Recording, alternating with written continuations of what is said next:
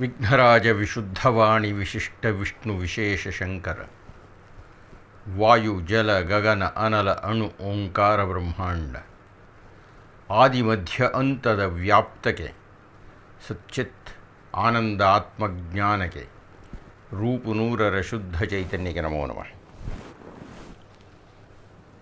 ಮಹಾಭಾರತದ ಆತ್ಮೀಯ ಆಸಕ್ತ ಪರೀಕ್ಷಕರೇ,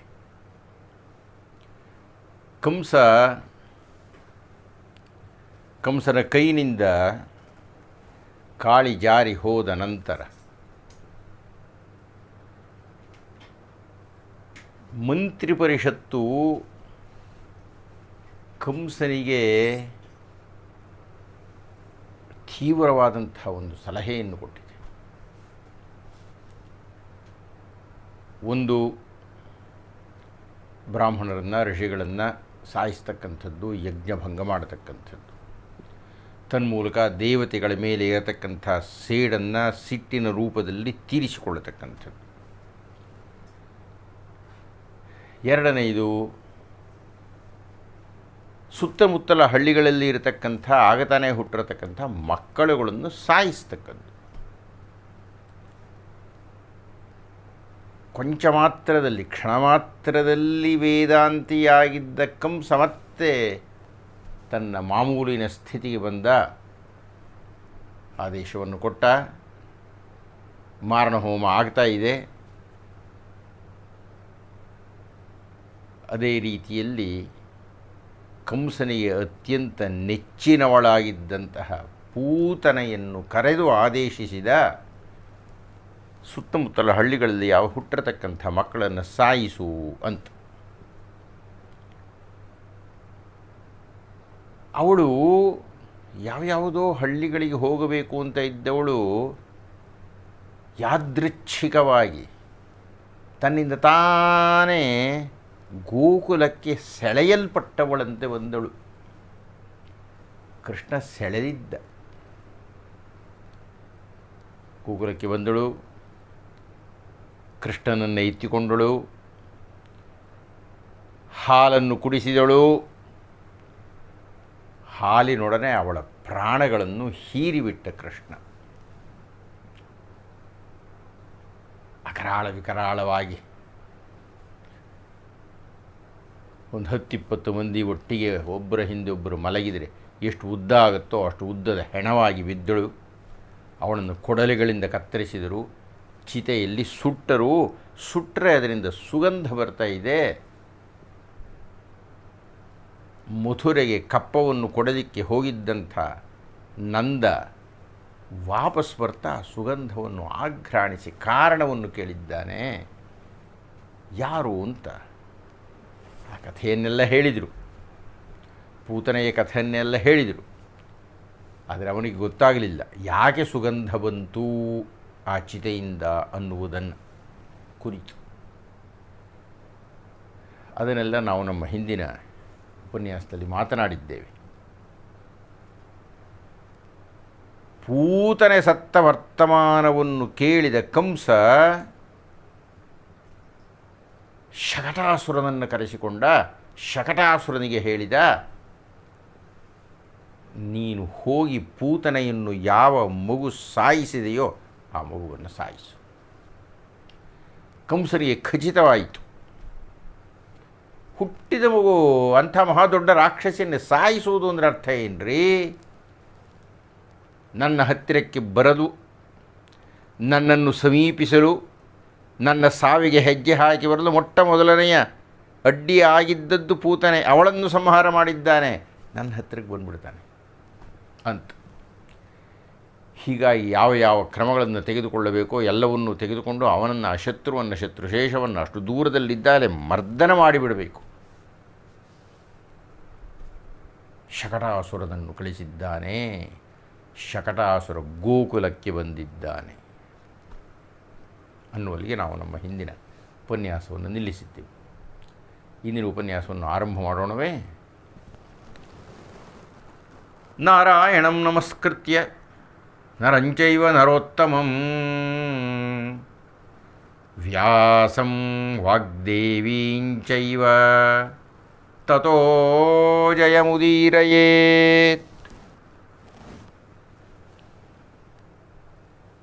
ಶಕಟಾಸುರ ಬಂದಿದ್ದಾನೆ. ಶಕಟಾಸುರನಿಗೆ ಶಕಟಾಸುರ ಅಂತ ಹೆಸರು ಯಾಕೆ ಬಂತು ಅಂತ ಅಷ್ಟು ಸ್ಪಷ್ಟವಾಗಿಲ್ಲ ನನಗೆ. ಅವನು ಬಂದವನು ಕಷ್ಟಪಡಬೇಕಾಗಲಿಲ್ಲ. ಪೂತನೆಯನ್ನು ಕೊಂದಿದ್ದು ಯಾರು ಅಂತ ವಿಚಾರಿಸಲಿಕ್ಕೆ. ಯಾಕೆಂದರೆ ಅದು ಜನಜನಿತವಾಗಿತ್ತು. ಜನರು ಮಾತಾಡ್ಕೊಳ್ತಾ ಇದ್ರು ಅವನು ಬರುವ ಹೊತ್ತಿಗೆ. ಹೇಗೆ ಬಂದಳು, ಅವಳೆಷ್ಟು ಸುಂದರಿಯಾಗಿ ಕಂಡಳು, ಯಾರು ಅವಳನ್ನ ಯಾರು ಅಡ್ಡಿ ಮಾಡಲಿಲ್ಲ, ಕೃಷ್ಣನ ಹತ್ರಕ್ಕೆ ಹೋದಲು, ಎತ್ಕೊಂಡು, ಇದೆಲ್ಲ ವಿಷಯವನ್ನು ಮಾತಾಡ್ತಾ ಇದ್ದರು ಜನಪದರು. ಹೇ ಶಕಟಾಸುರನಿಗೆ ಖಚಿತವಾಯಿತು, ಇವನೇ ಇವನೇ ಅಂತ ಬಂದ. ಭಾಳ ಸರಳವಾಗಿ ಬಂದ. ಕೃಷ್ಣನಿರುವ ಜಾಗಕ್ಕೆ ಬಂದ.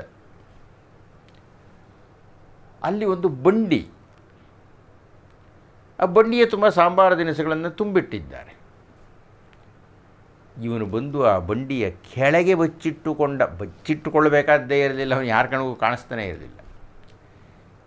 ಯಾಕೆ ಕಾಣಿಸ್ತಾ ಇರಲಿಲ್ಲ ಅಂದರೆ ಅದಕ್ಕೆ ಹಿಂದಿನ ಒಂದು ಕಥೆ ಉಂಟು. ನಾವು ಹಿರಣ್ಯಾಕ್ಷನನ್ನು ಕೇಳಿದ್ದೇವೆ. ಹಿರಣ್ಯಾಕ್ಷನ ವಿಷಯ ನಮಗೆ ಗೊತ್ತಿದೆ. ಅವನಿಗೊಬ್ಬ ಮಗ, ಮಹಾದೈತ್ಯಾಕಾರಿ ರಾಕ್ಷಸ ಎಷ್ಟೇ ಆಗಲಿ, ಕಂಡವರನ್ನೆಲ್ಲ ಹೆದರಿಸ್ತಾ ಇದ್ದ. ಋಷ್ಯಾಶ್ರಮಗಳಿಗೆ ಹೋಗ್ತಾ ಇದ್ದ. ಆ ಯಾಗವಾಟಿಕೆಯನ್ನು ಧ್ವಂಸ ಮಾಡ್ತಾ ಇದ್ದ. ಉತ್ಕಚ ಅಂತ ಅವನ ಹೆಸರು. ಹಾಗೆ ಒಮ್ಮೆ ಓಡಾಡ್ತಾ ಇದ್ದಾನೆ ಒಬ್ಬ ಮಹರ್ಷಿಗಳ ಆಶ್ರಮ, ಲೋಮಶರು. ಲೋಮಶರ ಶಕ್ತಿ ಈ ಉತ್ಕಚನಿಗೆ ಗೊತ್ತಿಲ್ಲ. ಯಜ್ಞ ಮಾಡ್ತಾ ಕೂತಿದ್ದಾರೆ. ಓಂ ಅಂತ ಹವಿಸ್ಸನ್ನು ಅಗ್ನಿಗೆ ಕೊಡ್ತಾ ಇದ್ದಾರೆ. ಹೋಗಿ ನೋಡಿದ. ಮೊದಲೇ ಯಜ್ಞ ಯಾಗಾದಿಗಳು ಋಷಿಗಳು ಅಂದರೆ ಮಹಾಸಿಟ್ಟು. ಪಕ್ಕದಲ್ಲಂತೂ ಆಲದ ಮರ ಇತ್ತು, ಹಿಡಿದು ಅಲ್ಲಾಡಿಸಿ ಬುರಿದು ಹಾಕ್ತು. ಅವರು ನೋಡಿ ತನ್ನ ಶಕ್ತಿ ಪ್ರದರ್ಶನವನ್ನು ಗಮನಿಸಿ ಹೆದರ್ಕೊಂಡು ಓಡಿ ಹೋಗಲಿ ಅಂತ ಲೋಮಶರು ಮುಖವನ್ನು ಎತ್ತಿ ನೋಡಿದರು.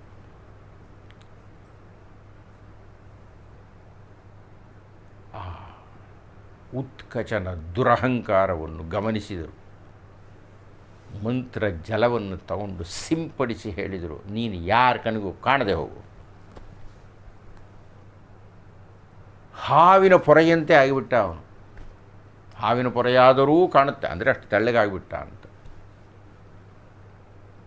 ಹಾವಿನ ಪೊರೆಯನ್ನು ನಾವು ನೋಡಬಹುದು, ಇವನದೂ ಇಲ್ಲ. ನೋಡ್ಕೊಳ್ತಾನೆ, ಕಾಣಿಸ್ತಾನೇ ಇಲ್ಲ, ತನ್ನ ದೇಹವೇ ಕಾಣಿಸ್ತಾ ಇಲ್ಲ.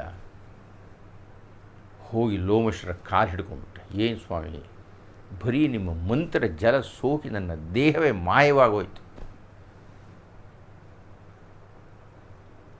ನನಗೆ ಯಾವಾಗ, ನನ್ನ ದೇಹ ನನಗೆ ಯಾವಾಗ ಬರುತ್ತೆ? ಲೋಮಶರು ಹೇಳಿದರು, ಓಡಾಡ್ತಾ ಇರು, ನೀನು ಎಷ್ಟೆಷ್ಟು ಘನಘೋರ ಕಾರ್ಯಗಳನ್ನು ಹಿಂದೆ ಮಾಡಿದ್ದೀಯೋ ಅನುಭವಿಸು, ಸ್ವಲ್ಪ ದೇಹವಿಲ್ಲದೆ ಇರು. ಎಂದು ನಿನ್ನ ಪಾಪ ಮುಕ್ತಾಯದ ಹಂತಕ್ಕೆ ಬರುತ್ತೆ, ಅಂದು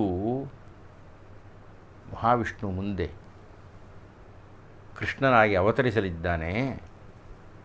ಅವನ ಪಾದಸ್ಪರ್ಶವಾಗುತ್ತೆ, ಆಗ ನಿನಗೆ ನಿನ್ನ ಮೊದಲಿನ ರೂಪ ಬರುತ್ತೆ ಅಂತ ಶಾಪ ನಿವಾರಣೆಯನ್ನು ಹೇಳಿದ್ದರು. ಅವನೇ ಶಕಟಾಸುರ ಅನ್ನೋ ಹೆಸರಿನಲ್ಲಿ ಬಂದಿದ್ದಾನೆ. ಈಗಾಗಲೇ ಹೇಳಿದಾಗೆ ಶಕಟಾಸುರ ಅಂತ ಅವನಿಗೆ ಯಾಕೆ ಹೆಸರು ಬಂತು ಅಂತ ಗೊತ್ತಿಲ್ಲ. ಆದರೆ ಈ ಶಕಟ ಅಂದರೆ ಈ ಬಂಡಿ, ಗೋಕುಲದಲ್ಲಿ ಕೃಷ್ಣನ ಮನೆಯ ಹತ್ತಿರ ಇದ್ದಂತಹ ಒಂದು ಬಂಡಿಯ ತುಂಬ ಸಾಂಬಾರ ದಿನಸುಗಳನ್ನು ತುಂಬಿಟ್ಟಿದ್ದಾರೆ. ಆ ಬಂಡಿಯ ಕೆಳಗೆ ಬಂದು ಇವನು ಬಚ್ಚಿಟ್ಟುಕೊಂಡ ಅಂತ ಹೇಳಿದೆ. ಭಾಗವತದಲ್ಲಿ ಹಾಗೇ ಇರೋದು. ಅದಕ್ಕೆ ಅವನಿಗೆ ಶಕಟಾಸುರ ಅಂತ ಬಂತೇವೆ, ಅವನ ಹೆಸರು ಬೇರೆ ಇದ್ದಿರಬಹುದು. ಬಂದು ಬಚ್ಚಿಟ್ಟುಕೊಂಡಿದ್ದಾನೆ. ಬಚ್ಚಿಟ್ಟುಕೊಂಡು ಯಾವಾಗ ಕೃಷ್ಣನ ಮೇಲೆ ಬೀಳಲಿ ಅಂತ ಕಾಯ್ತಾ ಇದ್ದಾನೆ. ಯಾವಾಗ ಕೃಷ್ಣನನ್ನು ಹೊಸಕಿ ಹಾಕಲಿ ಅಂತ ಕಾಯ್ತಾ ಇದ್ದಾನೆ. ಅಲ್ಲೆಲ್ಲ ಓಡಾಡ್ತಾ ಇದ್ದಾರೆ. ಯಾರು ಓಡಾಡಿದೆ ಅಂತ ಯಾರ ಕಣ್ಣಿಗೂ ಇವನು ಕಾಣಲ್ವಲ್ಲ, ಆದರೆ ಇವನು ಕಾಲವನ್ನು ಕಾಯ್ತಾ ಇದ್ದಾನೆ.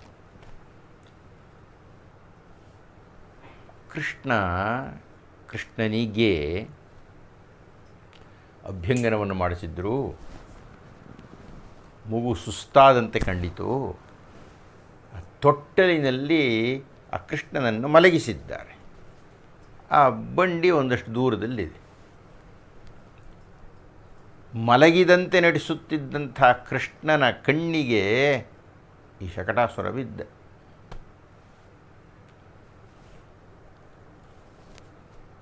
ತೊಟ್ಟಲಿನಿಂದ ಕೆಳಕ್ಕೆ ಇಳಿದ.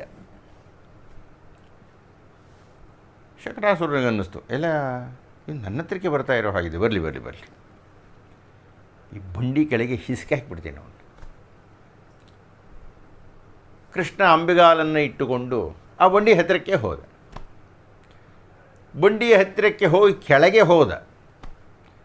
ಅಂಗಾತನಾಗಿ ಮಲಗಿದ್ದೆ ಮಗು. ಶಕಟಾಸುರ ನೋಡ್ತಾ ಇದ್ದಾನೆ. ಈ ಹಿಸ್ಕಾಕ್ತೀನಿ ಅಂತ ಇದ್ದಾನೆ. ಒಂದು ಸಲ ಕೃಷ್ಣ ಒದ್ದ.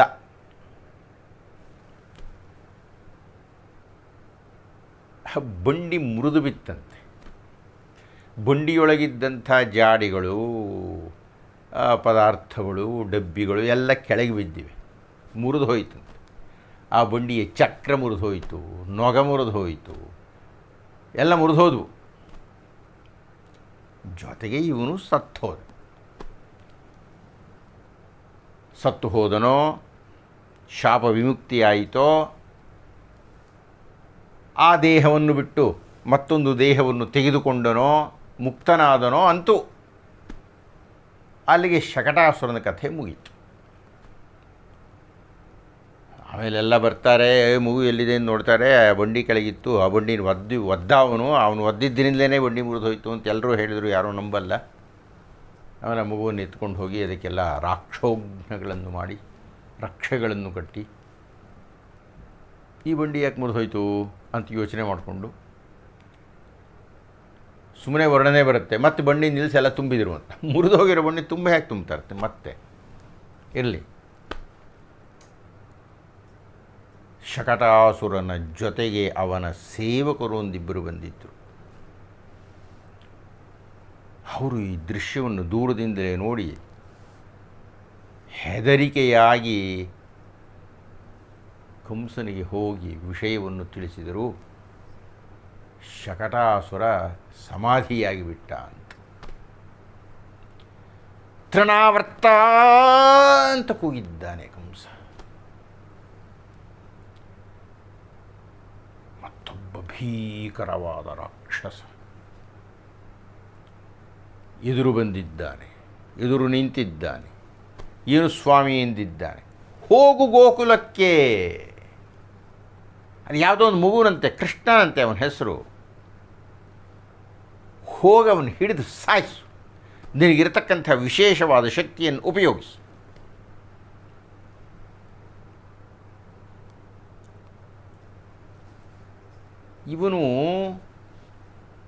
ಇವಂದು ಒಂದು ಕಥೆ. ಇವನು ಒಬ್ಬ ಗಂಧರ್ವ.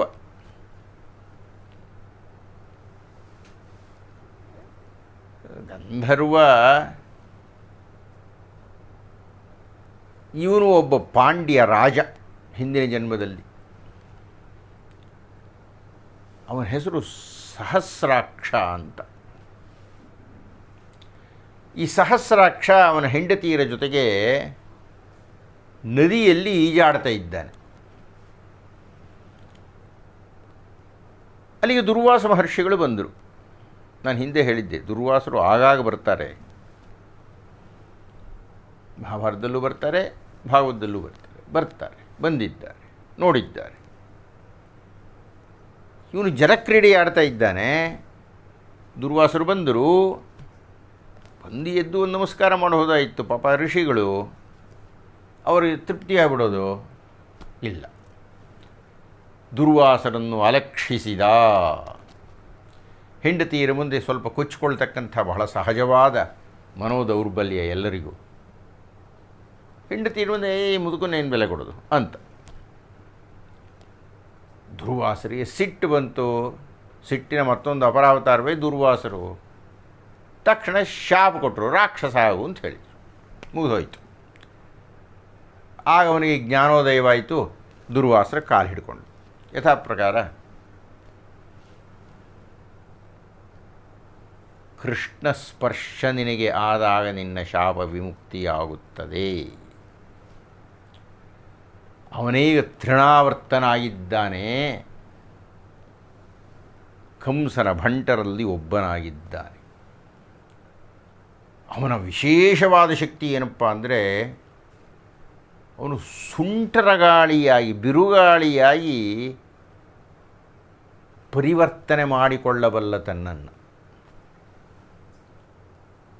ಬಂದಿದ್ದಾನೆ, ನೋಡಿದ್ದಾನೆ.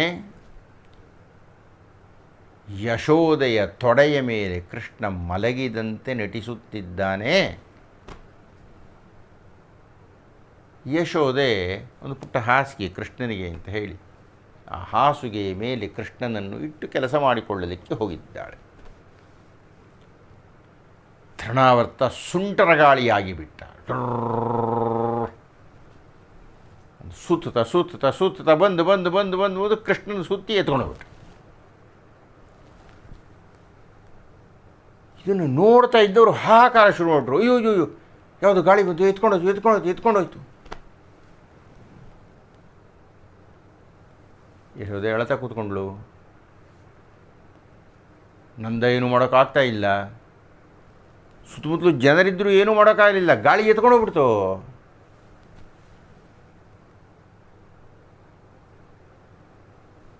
ಕೊಂಚ ಕಾಲ ಆದ ಮೇಲೆ ಕೃಷ್ಣನನ್ನು ಎತ್ತಿಕೊಂಡು ಹೋದಂತಹ ತೃಣಾವರ್ತನಿಗೆ ಭಾರ, ಬಹುಭಾರ, ಮಹಾಭಾರ. ಕೃಷ್ಣ ತೃಣಾವರ್ತನ ಕುತ್ತಿಗೆಯನ್ನು ಸುತ್ತಿಕೊಂಡು ಹಿಡ್ಕೊಂಡ್ಬಿಟ್ಟಿದ್ದಾನೆ. ಕೃಷ್ಣ ಮಣಭಾರವಾದ, ಕೃಷ್ಣ ಮಹಾಭಾರವಾದ. ತೃಣಾವರ್ತ ಎತ್ತಿ ಮೇಲೆ ಹೋಗಿದ್ದವನು ಕೃಷ್ಣನ ಭಾರಕ್ಕೆ ನೆಲಕ್ಕೆ ಕುಸಿದ, ಬಿದ್ದ. ಮೇಲಿನ ಧಪ್ ಅಂತ ಬಿದ್ದುಬಿಟ್ಟು. ಸುಂಟರಗಾಳಿ ಕೃಷ್ಣನನ್ನು ಎತ್ತಿಕೊಂಡು ಹೋಯಿತು ಅಂತ ಹಾಹಾಕಾರ ಮಾಡ್ತಾ ಇದ್ದವರಿಗೆ ಬೃಹತ್ ಸದ್ದು. ನೋಡಿದರೆ ದೊಡ್ಡದೊಂದು ರಾಕ್ಷಸನ ಹೆಣ ಬಿದ್ದಿದೆ. ಯಾರೋ ಹೇಳಿದರೆ ಕೃಷ್ಣ ಅವನ ಮೇಲಿದ್ದಾನೆ. ಎಲ್ಲ ಓಡಿ ಬಂದರು. ರಾಕ್ಷಸನನ್ನು ಹುತ್ತಬೇಕಾಯ್ತಂತೆ, ಆ ಕೃಷ್ಣನನ್ನು ಎಳ್ಕೋಬೇಕಾಯ್ತು. ಎಲ್ಲರೂ ಹೇಳಿದರು ಇದು ಕೃಷ್ಣನೇ ಏನೋ ಮಾಡಿದ್ದಾನೆ ಅಂತ. ಆದರೆ ಯಾರೂ ಅದನ್ನು ನಂಬಲಿಕ್ಕಾಗಲಿಲ್ಲ. ಏನೋ ಒಂದು ದುಷ್ಟಭೂತದ ಚೇಷ್ಟೆ ಆಯಿತು, ಸದ್ಯ ಕೃಷ್ಣ ಬದುಕಿದ್ದಾನೆ ಅಂತ ಹೇಳಿ ಅವನಿಗೆ ತೂಪಿರಿತು. ಅವನಿಗೆ ರಕ್ಷೆಗಳನ್ನು ಕಟ್ಟಿ ಜನರೆಲ್ಲ ಕೃಷ್ಣನ ಸಾಹಸವನ್ನು ಕುರಿತು ಮಾತಾಡಲಿಕ್ಕೆ ಆರಂಭ ಮಾಡಿದರು.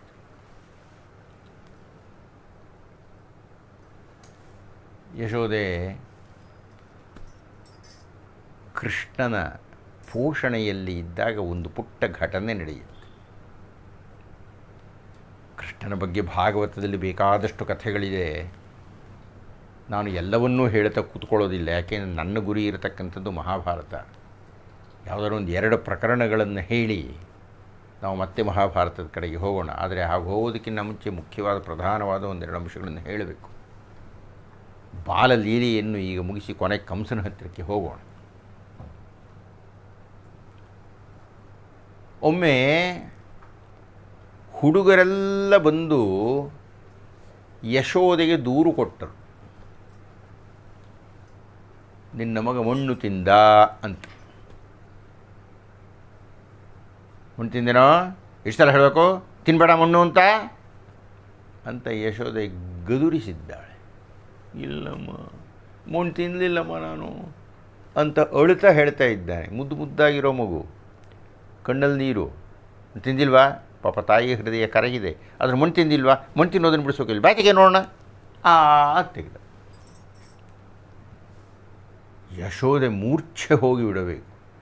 ಯಶೋದೆಗೆ ತಲೆತಿರುಗಿ ಹೋಯಿತು. ಯಶೋದೆಗೆ ವಿಸ್ಮಯವಾಗಿ ಬಿಟ್ಟಿತು. ಯಶೋದೆ ಆಶ್ಚರ್ಯಚಕಿತಳಾಗಿ ಬಿಟ್ಟಳು. ನೋಡ್ತಾ ಇದ್ದಾಳೆ, ಹಿಮಾಲಯ ಕಾಣಿಸ್ತಾ ಇದೆ. ನೋಡ್ತಾ ಇದ್ದಾಳೆ, ಗಂಗಾ ನದಿ ಕಾಣಿಸ್ತಾ ಇದೆ. ನೋಡ್ತಾ ಇದ್ದಾಳೆ, ಹಕ್ಕಿ ಪಕ್ಷಿಗಳೆಲ್ಲ ಕಾಣಿಸ್ತಾ ಇದೆ. ನೋಡ್ತಾ ಇದ್ದಾಳೆ, ಕಾನನಗಳೆಲ್ಲ ಕಾಣಿಸ್ತಾ ಇದೆ. ನೋಡ್ತಾ ಇದ್ದಾಳೆ, ವಿಂಧ್ಯ ಪರ್ವತ ಕಾಣಿಸ್ತಾ ಇದೆ, ಆಕಾಶ ಕಾಣಿಸ್ತಾ ಇದೆ, ಸೂರ್ಯ ಕಾಣಿಸ್ತಾ ಇದೆ, ಚಂದ್ರ ಕಾಣಿಸ್ತಾ ಇದೆ, ಸಪ್ತಲೋಕಗಳು ಕಾಣಿಸ್ತಾ ಇದೆ. ಕಂಡಿದ್ದು ಕಾಣದ್ದು ಏನೇನೋ ದೃಶ್ಯಗಳು ಆ ತೆರೆದ ಬಾಯಿನ ತುಂಬ. ನಂಬಲಿಕ್ಕೆ ಆಗ್ತಾಯಿಲ್ಲ. ಮಣ್ಣು ಅಂತ ಬಾಯಿ ತೆಗೆದರೆ ತಾನು ಕಂಡಿರದ ಲೋಕಗಳು, ಕಂಡಿರುವ ದೃಶ್ಯಗಳು ಏನೆಲ್ಲ ಕಾಣಿಸ್ತಾ ಇದೆ ಕೃಷ್ಣನ ಬಾಯಿನಲ್ಲಿ. ಕೃಷ್ಣ ತನ್ನ ಮೂಲಕ ಹೇಳ್ತಾ ಇದ್ದಾನೆ, ಚರಾಚರ ವಸ್ತುಗಳೆಲ್ಲವೂ ನಾನೇ. ಎಷ್ಟೆಷ್ಟು ಲೋಕಗಳಿದೆಯೋ ಅದೆಲ್ಲ ನನ್ನಲ್ಲಿ ಅಡಗಿ. ನಾನು ಲೋಕೋದ್ಧಾರಕ, ನಾನು ವಿಶ್ವಕ್ಕೆ ನಾಯಕ ಅನ್ನುವುದನ್ನು ನೇರವಾಗಿ ಯಶೋದೆಗೆ ಹೇಳ್ತಾ ಇದ್ದಾನೆ ಕೃಷ್ಣ. ಆದರೆ ಯಶೋದೆಗೆ ದಿಗ್ಮೂಢತೆಯಾಯಿತೇ ವಿನಃ, ಏನೋ ವಿಚಿತ್ರ ಅಂತ ಅನ್ನಿಸ್ತೇ ವಿನಃ ಕೃಷ್ಣ ಹೇಳಿದ್ದು ಆಕೆಗೆ ಅರ್ಥವಾಗಲಿಲ್ಲ. ಅಂತೂ ಏನೋ ನನ್ನ ಮಗನಲ್ಲಿ ವಿಶೇಷ ಇದೆಯಪ್ಪ. ಹೀಗೆ ಅವಳು ಯೋಚನೆ ಮಾಡಿ ಮಗುವನ್ನು ಮುದ್ದಾಡಿದಳು. ಇಷ್ಟೆಲ್ಲ ಆದ ಸಂದರ್ಭದಲ್ಲಿ ಒಂದು ಪ್ರಶ್ನೆ ಬರುತ್ತೆ. ಪುರಾಣಿಕರನ್ನು ಆ ಪ್ರಶ್ನೆ ಕೇಳಿದ್ದ ಪರೀಕ್ಷಿತ ಮಹಾರಾಜ. ಸ್ವಾಮಿ, ನನಗೊಂದು ಪ್ರಶ್ನೆ ಅರ್ಥ ಆಗ್ತಾ ಇಲ್ಲ. ಏನಪ್ಪ?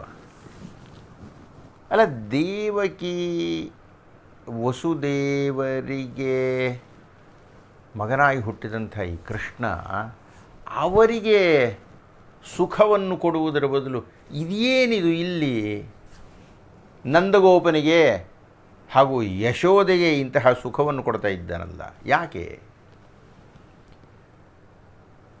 ಅದಕ್ಕೆ ಹೇಳಿದರು, ಪರೀಕ್ಷಿತ, ಇದಕ್ಕೊಂದು ಬೃಹತ್ ಕಾರಣ ಇದೆ. ಈ ನಂದಗೋಪಕುಮಾರ ಅಂದರೆ ನಂದಗೋಪ, ಅವನ್ನ ಯುವಕನಾಗಿದ್ದನಲ್ಲೂ ಕುಮಾರ ಅಂತ ಕರೆದ, ನಂದಕುಮಾರ ಅನ್ನೋ ಹಾಗೆ. ಈ ನಂದಗೋಪಕುಮಾರ, ಈ ನಂದ ಹಾಗೂ ಈ ಯಶೋದೆ, ಇವರಿಬ್ಬರೂ ಹಿಂದೆ ಗಂಧರ್ವ ದಂಪತಿಗಳಾಗಿದ್ದು. ಇವರಿಬ್ಬರೂ ಹಿಂದಿನ ಜನ್ಮದಲ್ಲಿ ಯಾರಾಗಿದ್ದರು ಗೊತ್ತೇ? ದ್ರೋಣ ಅಂತ ಅವನ ಹೆಸರು, ಅವನೊಬ್ಬ ವಸು. ಇವಳ ಹೆಸರು ಧರೆ ಅಂತ. ಬ್ರಹ್ಮ ಅವರಿಬ್ಬರಿಗೆ ಹೇಳಿದ, ನೀವು ಭೂಲೋಕದಲ್ಲಿ ಹುಟ್ಟಬೇಕಿದೆ ಅಂತ.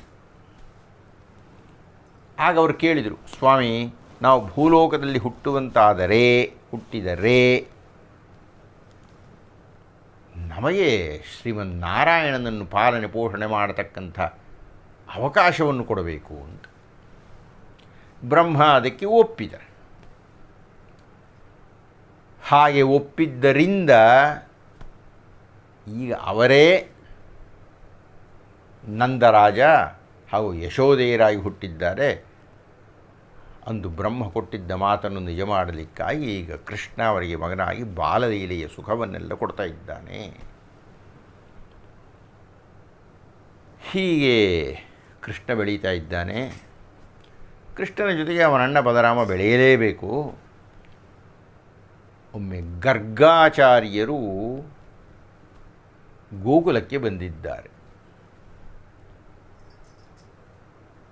ಆ ಗರ್ಗ್ಯಾಚಾರ್ಯರನ್ನು ಸತ್ಕರಿಸಿದ ನಂದ ಅವರಲ್ಲಿ ಪ್ರಾರ್ಥನೆ ಮಾಡಿದ. ಏನಂತ ಪ್ರಾರ್ಥನೆ ಮಾಡಿದ ಅದನ್ನು ಮುಂದಿನ ಉಪನ್ಯಾಸದಲ್ಲಿ ನೋಡೋಣ ಅಂತ ಹೇಳ್ತಾ ಇಂದಿನ ಉಪನ್ಯಾಸವನ್ನು ಮುಕ್ತಾಯ ಮಾಡೋಣವೇ? ವೇದ ಪಾರಾಯಣದ ಫಲ ಗಂಗಾದಿ ತೀರ್ಥಸ್ನಾನ ಫಲ ಕೃಚ್ಛ್ರಾದಿ ತಪಸ್ಸಿನ ಫಲವು ಜ್ಯೋತಿಷ್ಠೋಮಯಾಗ ಫಲ ಮೇದಿನಿಯನು ಒಲಿದಿತ್ತ ಫಲ ವಸ್ತ್ರಾದಿ ಕನ್ಯಾದಾನ ಫಲಬಹುದು ಆಧರಿಸಿ ಭಾರತದೊಳೊಂದಕ್ಷರವ ಕೇಳ್ದರಿಗೆ